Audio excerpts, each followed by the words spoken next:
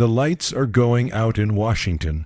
The world's most powerful government has hit a wall, and the consequences reach far beyond empty offices and delayed paychecks. Tonight, the United States faces a shutdown in the middle of rising global tensions, where every second of hesitation carries risks not just for America, but for the balance of power across the globe. Welcome back to my channel. What makes this shutdown more dangerous than any before is not just the political paralysis in the Senate, but the timing. While senators argue over billions in domestic spending, battle lines are hardening across Eastern Europe, the Middle East, and the Pacific. Militaries are testing weapons more advanced than ever, and governments are moving fleets and missiles into position. At a time when clarity is needed, Washington finds itself trapped in gridlock, unable to send a clear signal of strength to allies or adversaries. Consider this: Pentagon funding is technically shielded from most shutdown effects, but make no mistake, the shockwaves still strike the heart of America's defense. Civilian defense employees, analysts, and strategists are furloughed, leaving gaps in intelligence interpretation. Contractors working on next-generation drones, hypersonic missiles, and AI-driven defense systems face disruption. Projects that were supposed to give the U.S. a competitive edge against China and Russia suddenly slow down. In the shadows of war rooms from Moscow to Beijing, this moment looks like opportunity. Russia continues pressing forward in Ukraine, not just with sheer manpower, but with relentless experimentation in battlefield technology, electronic warfare that blinds satellites, drones swarming in, coordinated strikes, and missiles that test the limits of Western air defenses.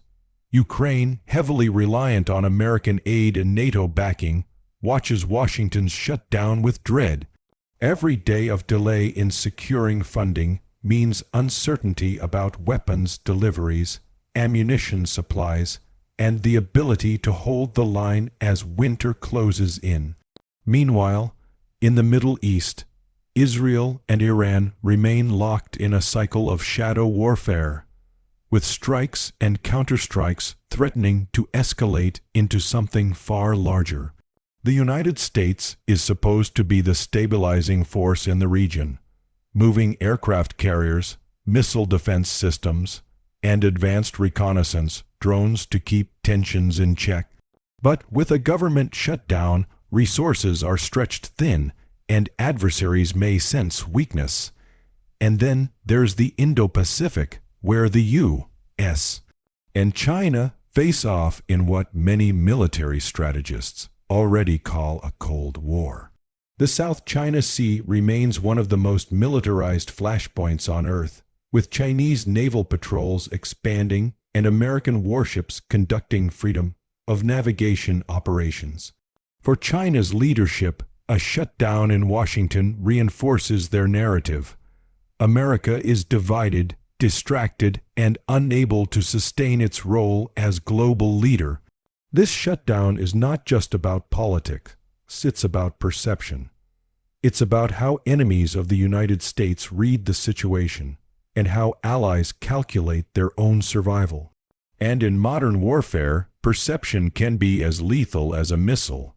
The longer Washington is paralyzed, the more the world begins to ask, who will fill the vacuum? As the shutdown drags on, the cracks in America's armor become harder to ignore. Soldiers may still report for duty, jets may still take off, and ships may still patrol the seas. But behind the scenes, the machine is slowing. Military readiness is not just about weapons. It's about people, systems, and constant adaptation. And when the civilian experts, strategists, and engineers are forced into silence, the edge begins to dull. Imagine the workrooms in Virginia, Texas, and California, where engineers are refining hypersonic interceptors designed to counter Russia and China's next-generation missiles. Progress halts, defense labs working on cyber, Defense shields to protect critical infrastructure are locked out. Intelligence agencies trying to decode enemy satellite movements find themselves with fewer eyes on the screen. For adversaries watching closely, the U.S. no longer looks like a nation on the offensive. It looks distracted.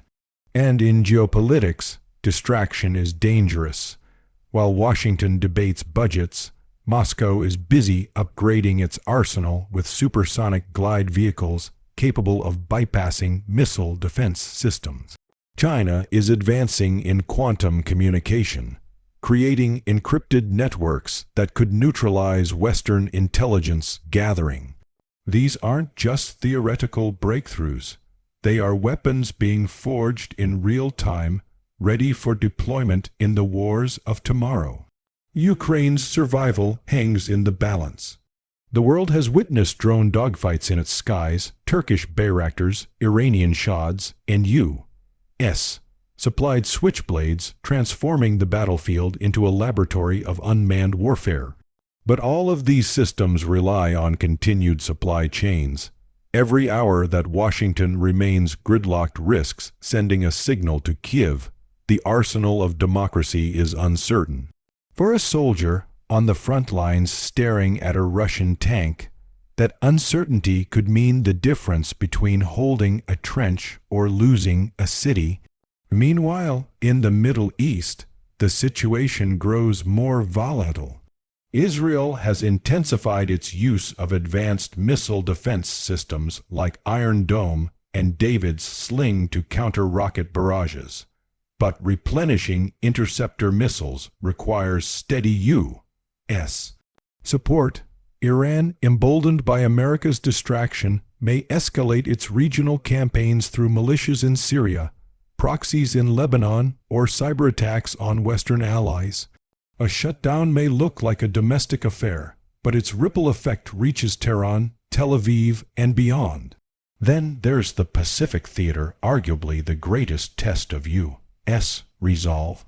China continues to deploy stealth fighters, carrier, killer missiles, and autonomous naval drones to tilt the balance of power in its favor. Every delayed American project, every canceled briefing, and every political squabble becomes propaganda fuel for Beijing. Chinese state media is already portraying the shutdown as proof that democracy is weak and incapable of long-term vision. For nations in Southeast Asia, caught between Washington's promises and Beijing's pressure, these optics matter. This is the reality. The shutdown is more than missed paychecks and closed offices. It's a pause in the rhythm of power at the very moment when rivals are accelerating. Wars are no longer won solely by armies on the ground, but by nations that adapt faster in technology, intelligence, and global coordination. America's shutdown hands its enemies time, and in war, time is a weapon. The question is no longer whether the United States can afford to reopen. The question is, how much ground has already been lost in the silence of shutdown? The shutdown is not just about Washington.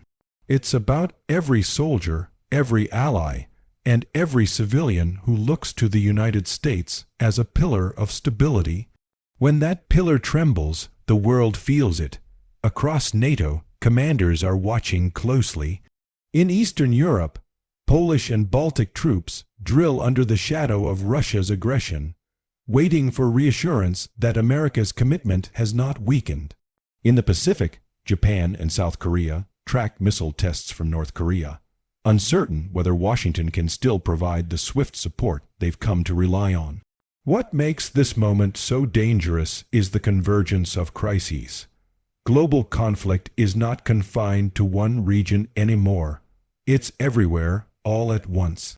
From trench battles in Ukraine to cyber attacks hitting European grids, from missile exchanges over the Middle East to naval standoffs in the South China Sea, the world is locked in a dangerous rhythm, and while America debates its budget, those conflicts move forward with no pause button. This is where perception becomes lethal. For Russia, the shutdown confirms what Moscow has long believed, that American politics are fractured beyond repair. For China, it is proof that time is on their side, that every year of U.S. distraction is another step toward their dominance in the Pacific. For Iran, North Korea, and extremist networks, it is the scent of weakness.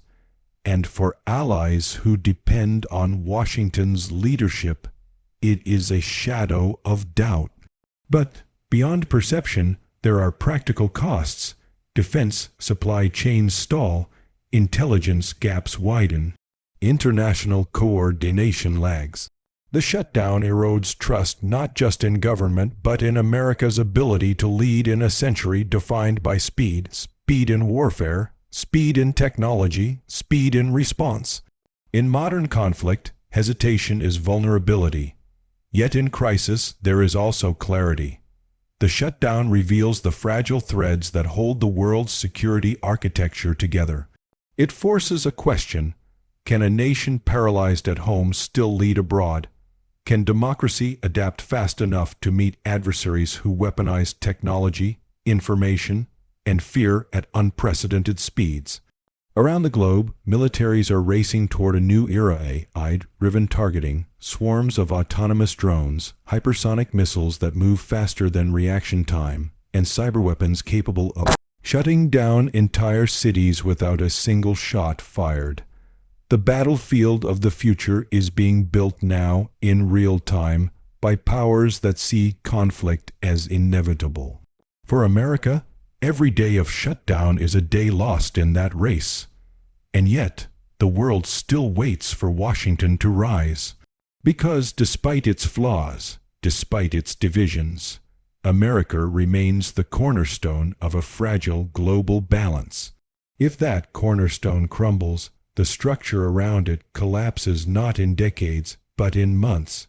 The stakes could not be higher. This is more than a government shutdown. This is a test of resilience, a test of credibility, a test of survival in a world teetering on the edge of new wars and new weapons. In the silence of shutdown, adversaries whisper louder. In the absence of action, chaos grows bolder. And the question that echoes across capitals tonight is chilling. If America cannot govern itself, how can it defend the world?